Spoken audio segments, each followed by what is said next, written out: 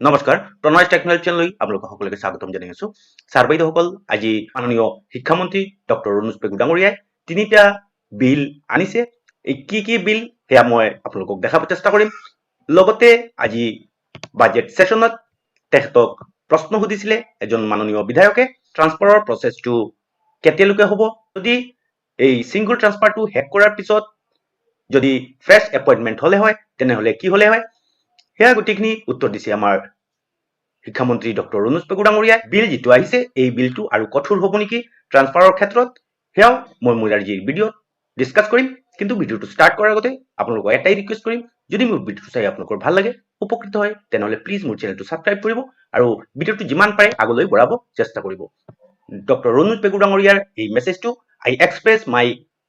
heartfelt gratitude to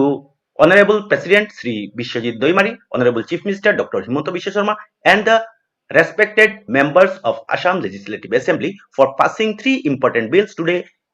in the holy floor of Assam Assembly. These bills are Pratham bill to apnaloge saise Assam Primary and Secondary School Teachers Employment and Transfer Control Amendment Bill 2023. এই বিলতে গোটেইখিনি আহিব employment আৰু ট্ৰান্সফাৰৰ গোটেইখিনি আহিব Assam college teachers provincialisation amendment bill 2023 কলেজৰ বাবে আৰু Assam science and technology university amendment bill 2023 এই তিনিটা বিল আহিছে যিমান শিক্ষক বা শিক্ষয়িত্ৰীয়ে আপোনালোকে ট্ৰান্সফাৰ পৰ্টেলৰ জৰিয়তে ট্ৰান্সফাৰ বিচাৰিছিলে সেয়ালৈ আজি স্পষ্ট কথা হৈছে অসম বিধানসভাত এই 10 বছৰৰ যিটো ক্ৰাইটেৰিয়া আছে এই 10 বছৰৰ ক্ৰাইটেৰিয়াত গ'লে সিনিয়ৰিটিটো থাকিব নে নাই কি হৈছে সদনত মই এতিয়া আপোনালোকক দেখাব চেষ্টা কৰি আছো এই কথাটো আমি সকলোৱে বুজি উঠিব লাগিব যে এজন শিক্ষকে চাকৰি কৰাৰ সময়খিনিত তেওঁ মানসিক শান্তিৰে সৈতে চাকৰি কৰিবলৈ সুযোগ পাব লাগিব এজন শিক্ষকে কাম কৰিবলৈ গৈ যদি তেওঁক একদম মানে বন্দুকৰ আগফালে এনেকে থিয় কৰি যদি কাৰোবাক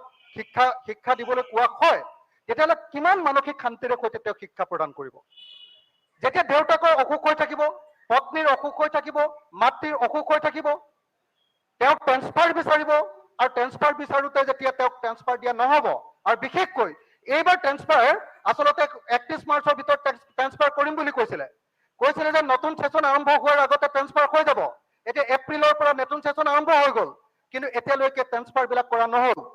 আকৌ এই আইনখন আনি আকৌ জটিলতা বঢ়াব খোজা হৈছে দ্বিতীয়তে আৰু এটা কথা যে এতিয়া যদি নতুন এপইণ্টমেণ্ট হৈ যায় তাৰ আগতে আচলতে ট্ৰান্সফাৰ বিলাক কৰি ল'ব লাগিছিলে নতুন এপইণ্টমেণ্ট কৰি পোষ্ট বিলাক যদি ফিল আপ হৈ যায় তাৰ পিছত ট্ৰান্সফাৰ কৰাটো আৰু কঠিন হৈ যাব আৰু এটা কথা মই কৈ দিওঁ যে এই যি ট্ৰান্সফাৰ ইয়াত প্ৰসংগ নাথাকিলেও বাৰে বাৰে কৈ আছে যে 31 মাৰ্চৰ ভিতৰত অমুকৰ ভিতৰত ট্ৰান্সফাৰ কৰা নাই ট্ৰান্সফাৰটো কৰিবই লাগে মই সোঁৱৰাই দিব বিচাৰো transfer is not a right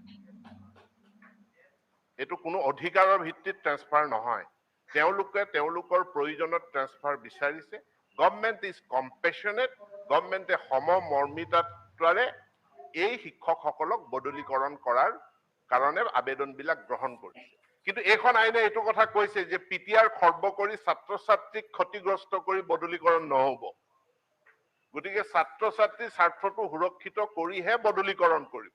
এতিয়া এই পিটিআৰ যাতে বদলীকৰণৰ পাছতো সুৰক্ষিত হৈ থাকে সেই ব্যৱস্থাও কৰাৰ কাৰণে পলম হৈছে শিক্ষা